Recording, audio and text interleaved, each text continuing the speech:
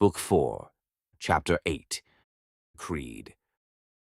The dragon door stood before them, and Zyra could not stop looking at it. She had carried the key in her fist for the last hour of the descent, until the worked metal had warmed to the temperature of her own blood, and the coiled dragon stamped across its face had pressed its shape into her palm. Now she stood at the threshold with the key held out before her like an offering. Ilara stood at her shoulder, both blades already drawn, and held low and easy, stillness on his face. The others had drawn back. Karma, Balin, and Doreen had withdrawn to the far corner of the antechamber, putting the breadth of the room between themselves and whatever the door might disgorge. The others feared what would reach out and take them down into the dark, the way the Harpies had taken Morthal, the way the world took things when she blinked her eyes. Any day now, love.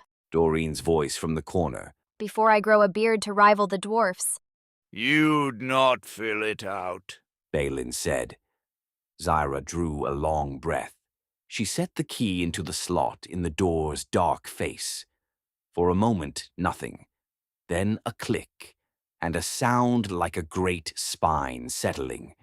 Then the door slid aside, stone gliding over stone with a hush.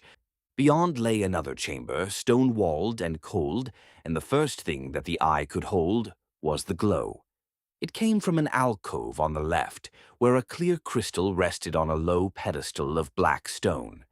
The air around it rippled like the air over a summer road, though there was no heat here. A hum filled the room, low and steady and even, and it seemed to rise from the crystal, as though the thing were a struck bell that had never stopped ringing. Zyra stepped inside, and the closer she came, the more the crystal drew her. It was not cold, and it was not threatening. It was warm, it was pleasant. It filled the hollow places in her with a contentment she had not felt since. Since when? She could not remember ever having felt it. The scales on her back, the crimson shame, woke and lifted and tingled, rising along her spine as if they had been asleep her whole life. The crystal is calling me, she thought, with the strange, flat clarity of someone naming a fact. She felt the temptation move in her, vast and patient, and she set her teeth against it. Not yet. Then the others entered, and a ripple of revulsion moved through the newcomers, like a cold draught. Doreen's step faltered. Balin made a low sound in his chest, the sound a man makes seeing a thing rotted past, saving. "What in whore's name is that?" The paladin said. "There's death in it. Death and the rot under death." Aye. Balin's broad face had gone gray. He looked as though he wanted nothing so much as to be elsewhere. There's a wrongness to it, like a wall built with a body in the footing. It bewildered Zyra. To her the crystal sang, to them it reeked. She looked from their stricken faces back to the gentle blue light, and could not reconcile the two. And a part of her, a part she did not like, felt a secret pleasure that they could not feel what she had. It is mine. Of course it repulses them. It was never meant for the likes of them. I don't like it. Doreen had her arms wrapped around herself, a child's posture she would have died before performing on purpose. I don't like it one bit. Feels like the worst room of the worst house. I can feel it moving over me, patting me down in the dark. "It's counting." Karma said, his jaw rigid. "The 57. Every name. It's reading them back to me." It's the wasting, Balin said, his hands curled to fists. the slow sickness. No axe bites it. It was in the room when my brother went. To Zyra, the words made no sense. The crystal poured its warm gold song into her, and they spoke of death and searching and counting, as though they stood in some other room, some hell laid over the same stones. "Lily says we must go. She's so frightened. Eli, we must run." And every word made the room worse, each voice laying a fresh weight on the pile, until the dread pressed down on them like water at depth, on all of them but her. She stood untouched in the eye of it, listening to a different song, and the gulf between what she felt and what they felt frightened her more than any whisper could. What does it say about me that this is the thing that loves me? Lily says, she says run, she says run. It's in my head. Get it out. Get it out. Run! Karma's discipline finally cracked clean across. Out! All of you, now! This room is poison! Out! They went. Karma first, then Balin running, then Ilara, casting one last look at Zira before the corridor swallowed him. They fled the way men flee a fire, without dignity and without shame, and the sound of their boots receded up the passage. When Doreen reached the threshold, she stopped. The rogue wanted to follow them. Every sensible part of her was screaming at her to put distance between herself and this thing. But she stayed. Cozy room. Doreen said. Zira did not answer. She could not look away from the crystal. Doreen, with the desperate practicality of a woman keeping her mind occupied, made herself look at anything but the glow. Her eyes found a door on the chamber's far side, a way onward, narrow and dark. On the opposite wall, 3 more alcoves with 3 more pedestals. But the spheres that rested upon them were cracked and dead, husks of whatever the blue one still was. Zyra, love, talk to me. You're somewhere else. I don't like it when you go somewhere else. It's beautiful. Can you not hear how beautiful it is? I hear a kettle from the 7th hell. Come away from it.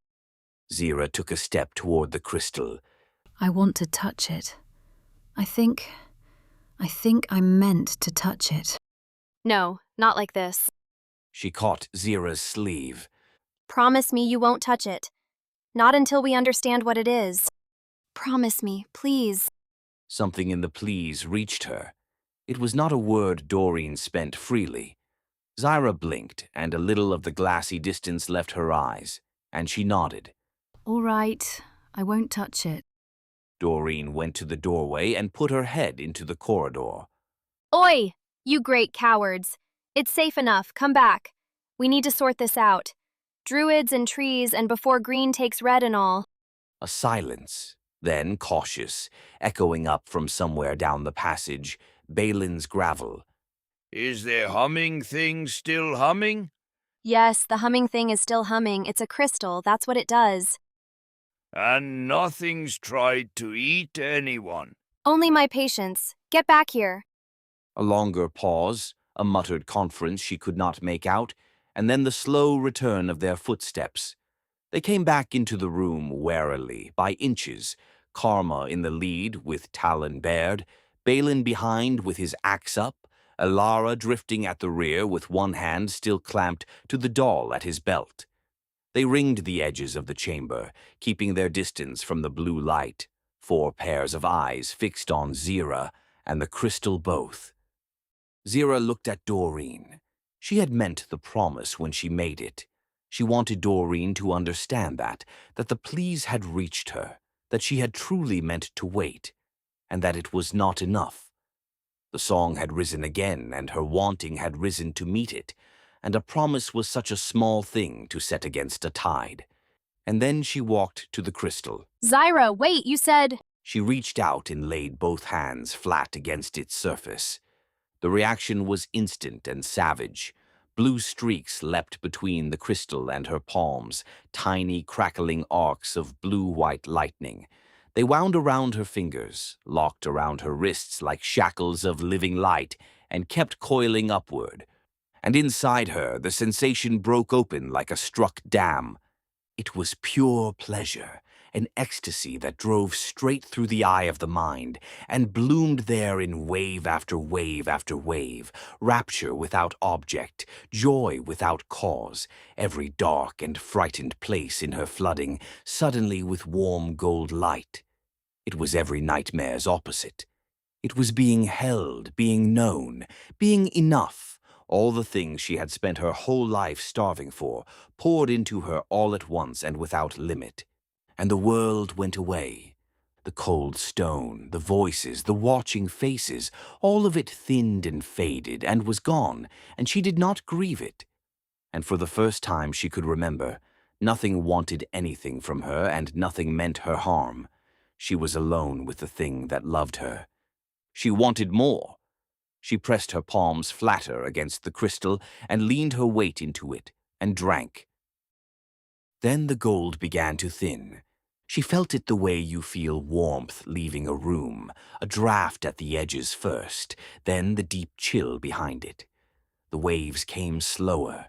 The light that had filled her hollow places began instead to draw out through them, and where it left it did not leave emptiness but pain, a scraping hollow ache as though something were being unspooled from the center of her and reeled away into the stone. The ecstasy did not stop. That was the horror of it. It went on even as the pain rose underneath, the two braided together so she could not tell joy from agony anymore, only that it was too much, that it was taking her, that she had to make it stop. She tried to pull her hands away from the crystal, but the shackles of living light tightened, coiled, held her wrists fast against the surface, and her palms stayed flat where the crystal wanted them. And there was no one in here with her but the thing that was eating her and would not let her leave. She's smiling. Doreen said. Why's she smiling like that? I don't... Zyra. Zyra, hands off it. Now! Ilara stood a pace from Zyra's shoulder, watching with his head tilted, waiting. For a few seconds longer there was only the crackle of the arcs and Zyra's slow, rapturous breathing. Then Zyra twitched. It was a wrong movement, a marionette's jerk, and her smile bent and broke and reformed as something else entirely. The rapture curdled into pain before all their eyes, but her hands stayed on the crystal. She trembled. A sound came out of her, just a moan dragged up from somewhere far beneath language. Ilara did not deliberate. He lunged. He drove his whole body into hers, shoulder to ribs, the way a man tackles another out of the path of a runaway cart, and the impact tore Zyra's hands from the crystal and sent her sprawling. She went tumbling into the corner of the chamber in a tangle of limbs and skirts, struck the wall, and lay still. Zyra got herself up onto one elbow, and that was as far as she could go. She was pale as bone, her lips gone bloodless, a sheen of cold sweat covering her entirely as though she had been pulled from a river. Her breath came in fast, shallow heaves that never seemed to fill her.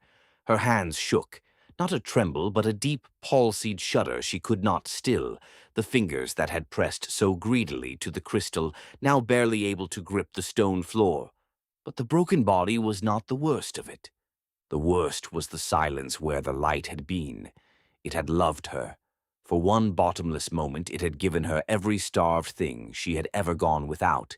And then it had set its teeth in her and fed, and the love and the feeding had been the same act, indistinguishable, and she did not know how to hold both of those truths in one chest. The thing that had held her like nothing in the world ever had was the thing that had just gutted her. She had no name for the grief of that, and underneath the grief, quieter, worse, she wanted it back, even now. A part of her had already turned back toward the blue light, and it was not the pain it remembered. It was the gold. It would always remember the gold. She would want this again. She would want it tomorrow and the day after for the rest of her life. Ilara knelt and slid a hand under her arm and lifted her with a tenderness. She came up swaying, leaning her whole weight into him because there was nothing left in her legs to do otherwise. I'm all right.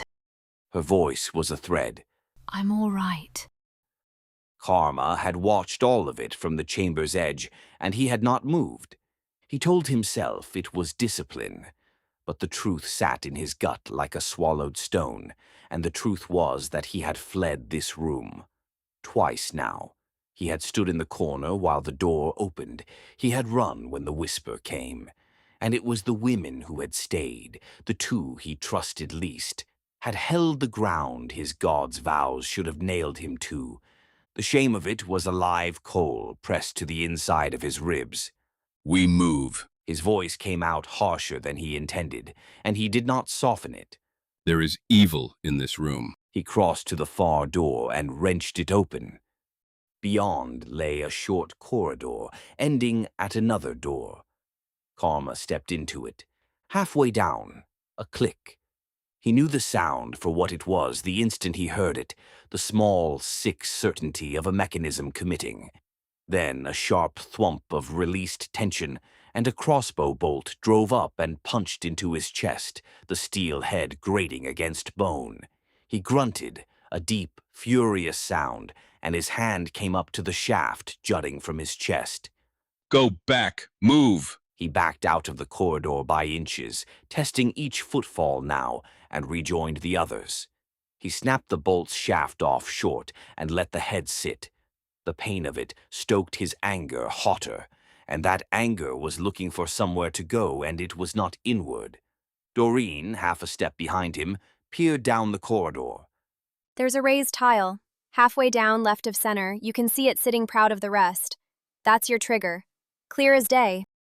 Karma rounded on her. Clear as day. I only meant... You could see it clear as day, could you? He advanced on her, and she gave ground, and the others froze. Then where in all the cold hells were you? Why was I the one who walked it? If you know, walk first instead of standing safe at the back and telling us after, when the iron's already in a man's chest. Oh, don't you put that on me. Doreen's fear burned off into anger. Karma started to annoy her. I didn't see it before because I wasn't looking when you charged in. It's the only note you know how to play. And now a bolt finds you, and somehow that's my failing. Your failing is that I do not know what you are for. And then he had her. His hand shot out and fisted in the front of her clothes, and he drove her back against the stone wall, hard enough to knock the breath from her, his face an inch from hers, and twisted with all the rage he had not been able to spend on the crystal or on himself. Where is your loyalty? You hang at the back, and you watch, and you hoard, and you spend nothing. Why are you even here, woman? What do you give this company that you do not first weigh for your own profit? Karma, don't. Zira, leaning on Elara, both of them watching him. Balin stepped close and put one broad, battered hand on Karma's wrist, not pulling, just resting it there. She's not her. Karma went rigid. Let go of the girl. We've 2 giants' worth of fight still in our bones and a dark dungeon ahead. Spend it there. The corridor held its breath. Karma's hand opened. Doreen dropped the half-inch back to her own feet and stayed against the wall, chest heaving, one hand smoothing the crumpled front of her shirt where his fist had been. We move on, Karma said, and turned away, and would not meet any of their eyes. Elara stepped past them to the corridor's end, laid his hand on the far door, and opened it. Beyond lay a great hall, stone-built and bleak and tall, the ceiling lost in shadow above. There were no other doors, but at the hall's far end, raised on a low dais, stood a dragon, a statue of one, carved from white marble, wings half-furled, head reared back and jaws parted, every scale rendered with a craftsman's terrible patience. Elara and Zira walked slowly toward it. The others came warily after. Before they had crossed half the hall, the statue spoke. The voice was deep and grinding, and it rolled out in Draconic, so that to the others it was only fearsome noise, but Zira understood the words. We come at night without being fetched. We disappear by day without being stolen. What are we? A riddling rock, Balin muttered. Course it is. Why wouldn't it be? Shadows! Doreen offered, rubbing her bruised jaw. We come at night, vanish by day. Shadows. I don't know about your shadows, Balin said. but mine does the opposite. Comes out in the daylight, goes away in the dark. Doreen's mouth opened, then shut. Right. She said at last, with the air of a woman setting a thing down she hadn't finished lifting.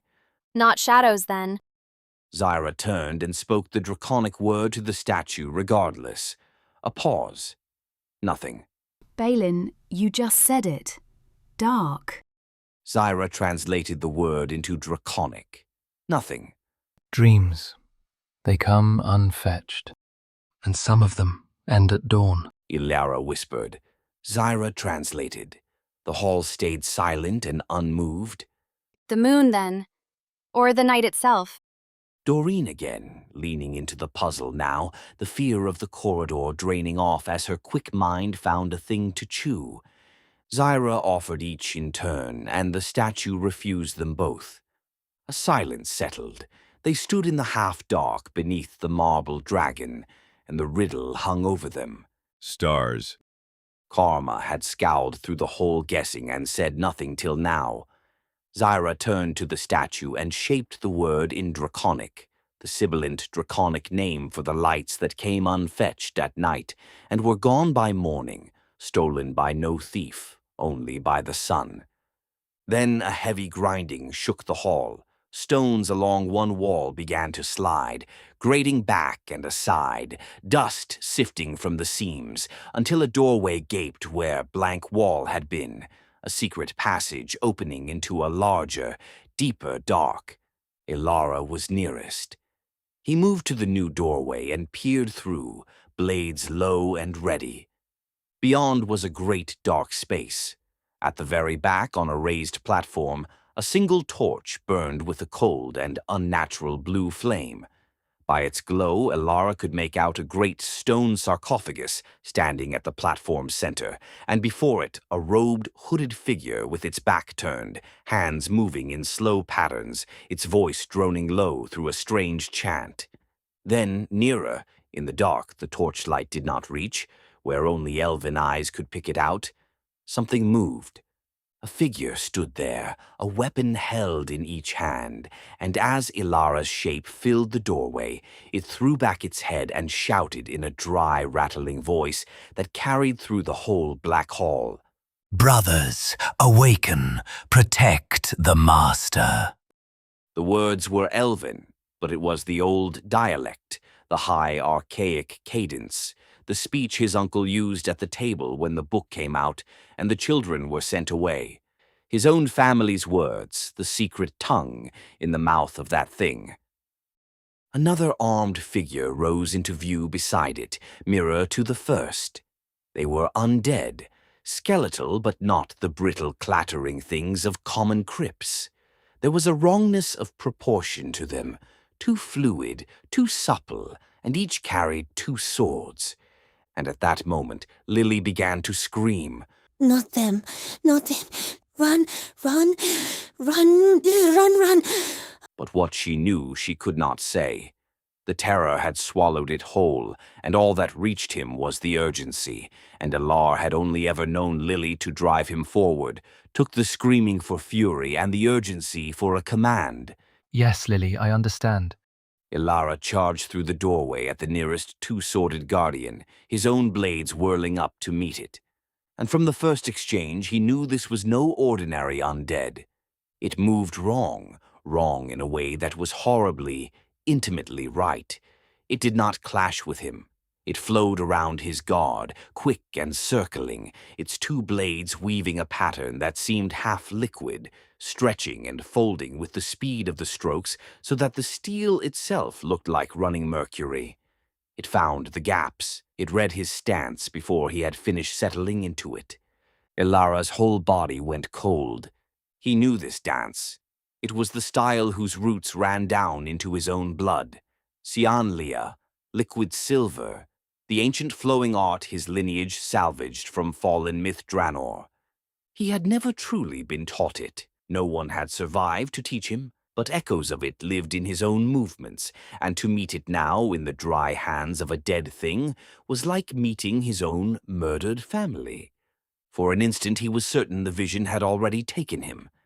This was how they always began, not with the fire, but with something small and familiar, the mythal-weave floor pattern. It had been the floor last time, and then the floor would drop away into memory, into the fire, into his sister's screaming, and the thing he had done. And here it was, the old dialect dragged out of a dead throat. his family's art flowing in dead wrists. Surely now the wave would close over him. He braced for it. Eli, I'm sorry. Then one of the cold blades licked in past his guard and opened a hot red line across his forearm, and the pain was real, and the realization broke over him like clean water. This was no vision. The fire was not coming. He was simply fighting, blade to blade with a long-dead skeleton in a buried hall, and the thing really wore his family's art like a stolen coat, and that was all it was. A laugh escaped him at the sheer mercy of it. He had been handed only this, steel and bone, and a fight he could win or lose with his hands. An honest skeleton trying to kill him felt like kindness. The others poured in behind him. Doreen came next, bow up. Then Karma and Balin, the dwarf already chanting low to the stone, already swelling, joints cracking like green wood, as the ancient runic magic heaped muscle on muscle, and burning chains erupted from the floor to lash one of the guardians fast. Pain and burn, same as the giants. Doreen loosed, and her arrow struck home in the thing's ribcage, and clattered through and out the far side, the shaft passing between bones into empty air. Oh, that's just lovely. Ilara found the same. His ordinary steel skated off the skeleton's guard, bit and found no purchase, but he knew the style, and knowing it, he knew where it was weak, the joints, the wrists, the binding points where blade met blade in the flowing patterns. What truly bit was magic. Balin's rune axe and Karma's talon sheared through where mortal steel skated, and Zira's fire until the guardians came apart into scorched and scattered bone. But on the platform the ritual ground on. The robed figure had not so much as turned through the whole of the fight, and then they heard it. A sound of something cracking, and a small cloud of dust was blown from the sarcophagus. Zyra flung a lance of flame across the dark toward that robed back. The thing finally turned at the heat of it, turned its face toward her, and she saw it full, withered, the dead flesh sunken to the bone, eyes like two coals long cold. It looked straight into her with a recognition that froze her blood. Then it raised one skeletal hand and disappeared, winking out of sight as cleanly as a snuffed candle. But the chant went on, and something went on breaking at the sarcophagus. It's trying to open it. Zyra's voice carried across the hall. It's a lich or something. It's breaking the seals on that coffin. We don't have long. Ilara was already running for the platform. He crossed the hall in a flowing sprint and pulled up short at the edge of a pit. The floor simply ended, a chasm perhaps 15 feet across and 10 deep, its bottom a forest of close-set blades, every one upthrust and hungry. He went down the near wall like water finding a crack, dropped between the spikes with elven grace, wove a path through the standing blades, and was up the far side before any of the others reached the lip. Doreen hung back. The thought of an invisible undead wizard appealed to her about as much as a noose. She would let others do the fighting. She had already begun assembling reasons she might tarry on the safe side, something wrong with the bow, strained muscle, and she was halfway through deciding which excuse to perform when her eye caught something atop the sarcophagus. A glint, a long, faint, secret glimmer. A sword, a magic sword by the look of that glow. Doreen's whole face changed, the calculation falling away into bright, naked want, and she flung herself at the pit. But her boots skidded on the dropping stone, and she fell, straight down onto the blades. Steel punched into her thigh and side, and she cried out, wrenched herself half free, hands shaking, and dragged a healing potion to her lips and drank it down. Then she waded on through the blade forest, snagging herself more blood, swearing the whole foul way, until she hauled out the far side with the grim determination of a woman who had decided a thing was hers. Zyra unrolled a scroll and read the silvered words upon it, and in a flash of mercury-bright light, she was simply gone from the near side and standing on the far. That left Karma and Balin at the brink. They looked down at the blades. They looked across at the ledge. They were both large men hung with iron, and threading that close-packed forest of spikes looked like a death sentence. No man crosses that, Balin said. not weaving, not in plate. Agreed. But the anger in Karma flared as he said it.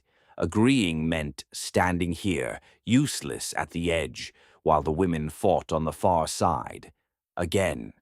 Again the women in the danger and Karma watching from the safe stone.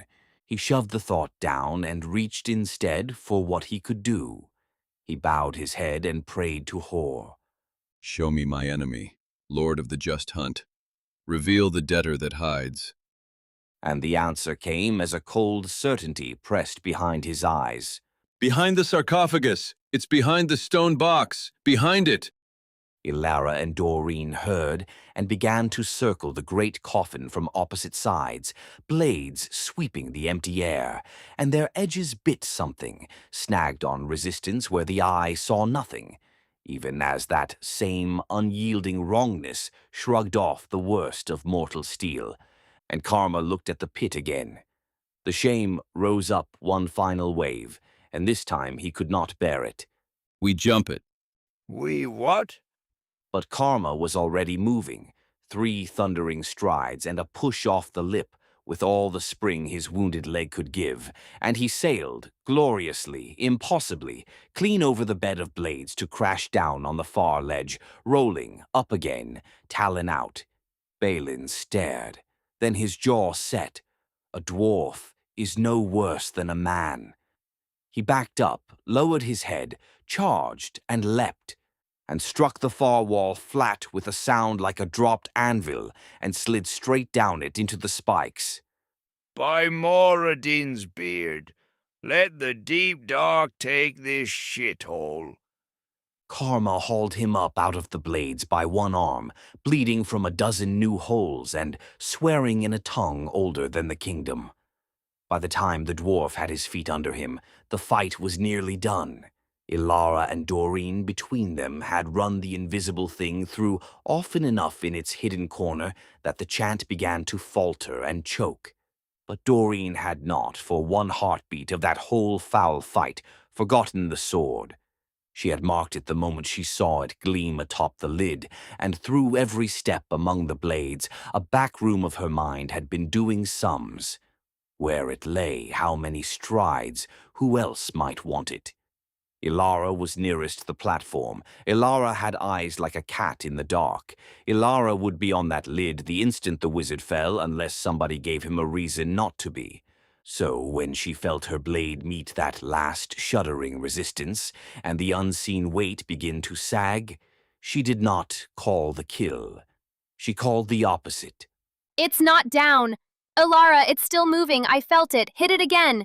Don't let it slip past you. It was a lie, the chant already gone to silence, the thing already collapsing into dust and a single dropped circlet of black iron that pattered to the stone. But Ilara took the lie and spun back to the empty corner, blades flashing down through air that held nothing, carving a dead enemy into smaller pieces of nothing while she bought her seconds. And in those seconds Doreen moved. She got a knee onto the lid, reached and closed her hand around the hilt.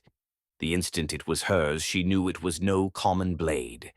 It weighed like a dagger, a long sword that should have dragged at the wrist, and instead seemed to float in the grip, balanced past all reason. She came down off the lid in one smooth drop and held it up before her face, turning it slowly.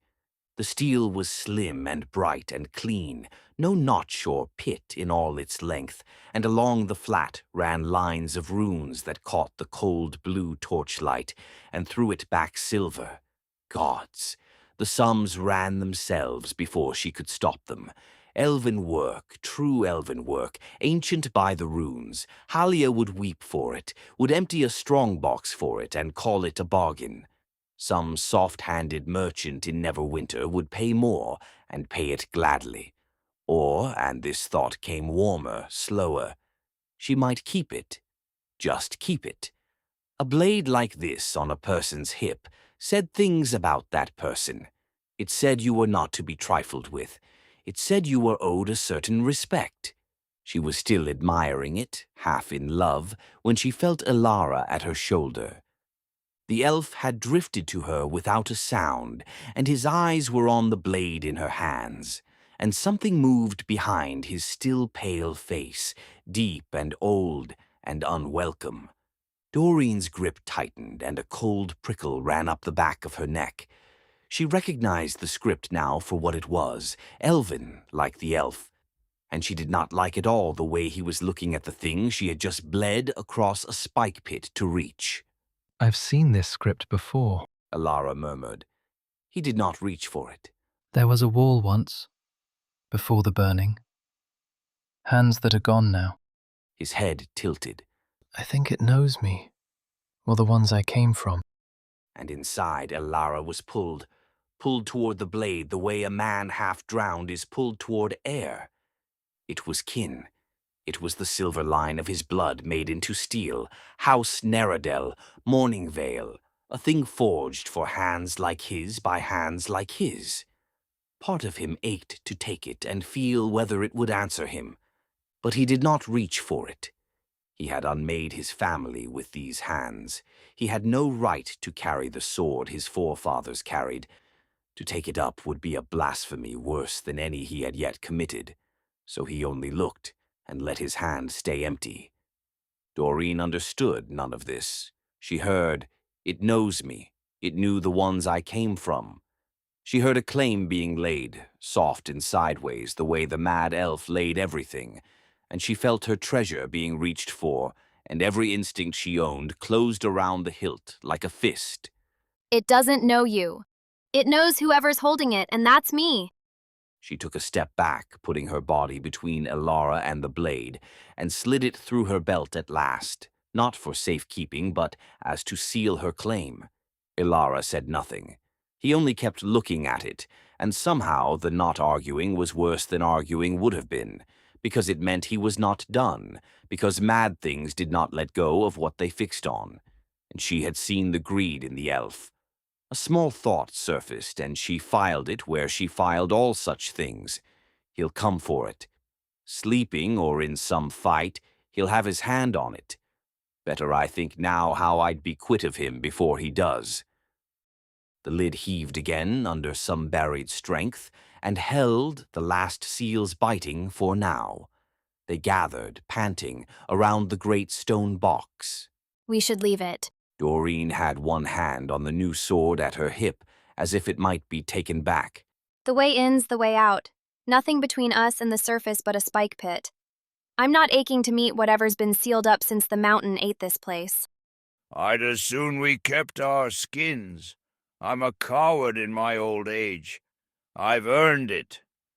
Karma did not answer at once. He stood looking at the sarcophagus with a strange flat hunger, and when he spoke his voice was low and certain, in a way it had not been since the crystal room.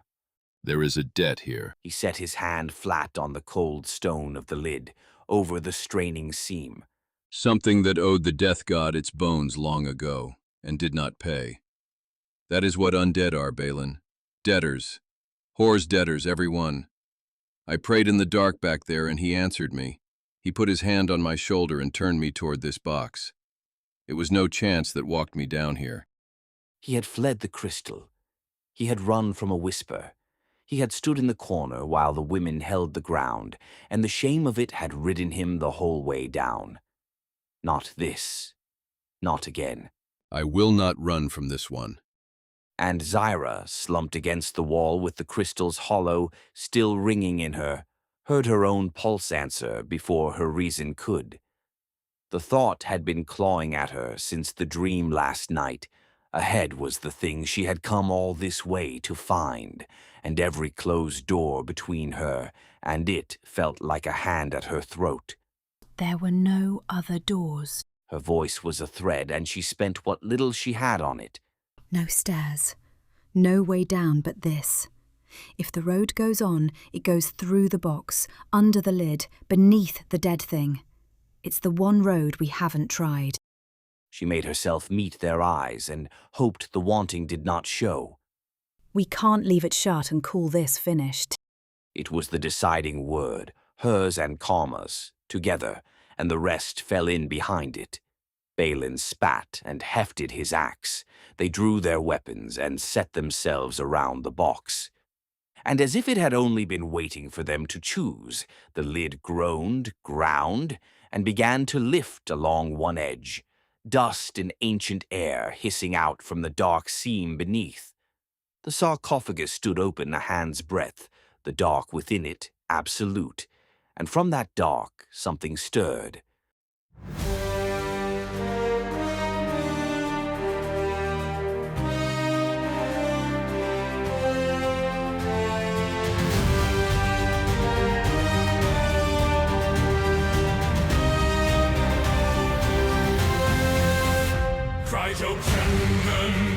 Lysgyntan yn y ffin yn gweithio sgren o